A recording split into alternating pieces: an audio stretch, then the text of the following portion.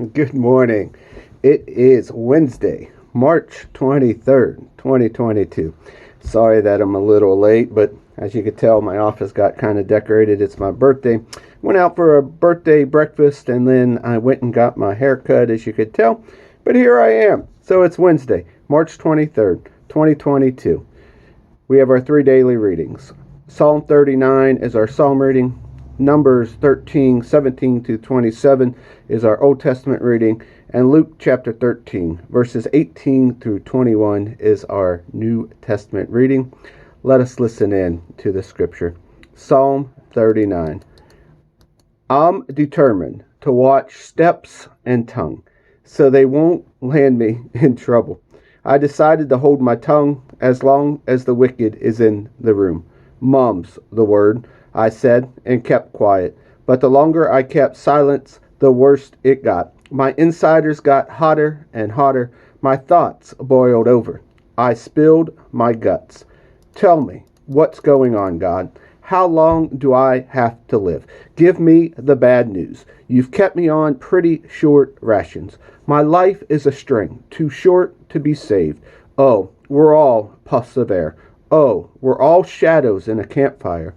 Oh, we're just spit in the wind. We make our pile, and then we leave it. What am I doing in the meantime, Lord? Hoping?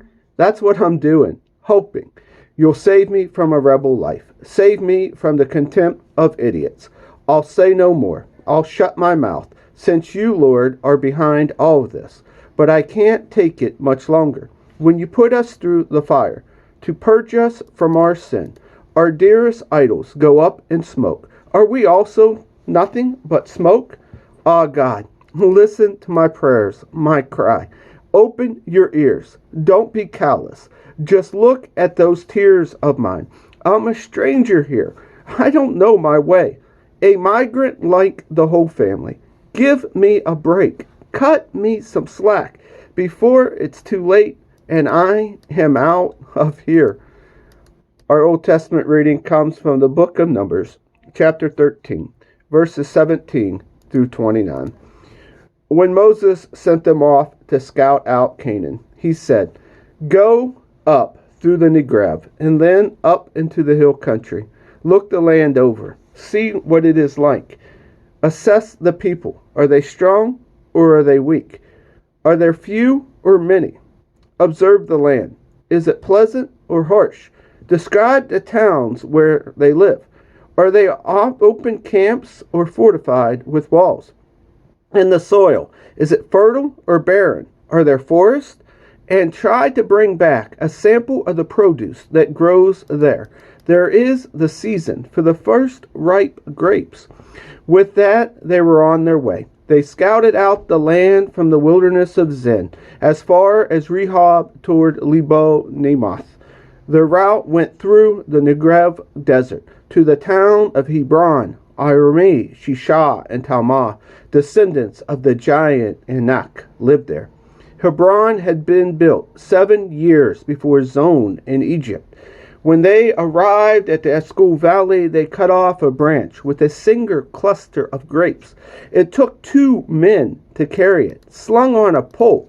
They also picked up some pomegranates and figs. They named the place Eshcol Valley, Grape Cluster Valley, because of the huge cluster of grapes they had cut down there. After 40 days of scouting out the land, they returned home. They presented themselves before Moses and Aaron and the whole congregation of the people of Israel in the wilderness of Paran at Kadesh. They reported to the whole congregation and showed them the fruit of the land. Then they told the story of their trip. "We went to the land to which you sent us, and oh, it does flow with milk and honey. Just look at the fruit. The only thing is that the people who live there are fierce. Their cities are huge and well fortified.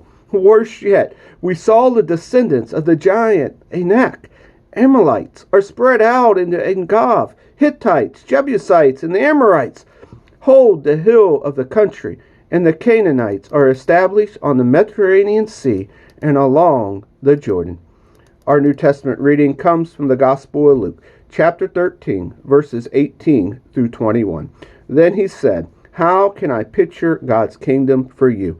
What kind of story can I use? It's like an acorn that a man plants in his front yard. It grows into a huge oak tree and thick branches, and eagles build nests in it." He tried again. "How can I picture God's kingdom? It's like the yeast that a woman works into enough dough for 3 loaves of bread and waits while the dough rises." And here ends our readings today. Peace. Hope to see you at church tonight.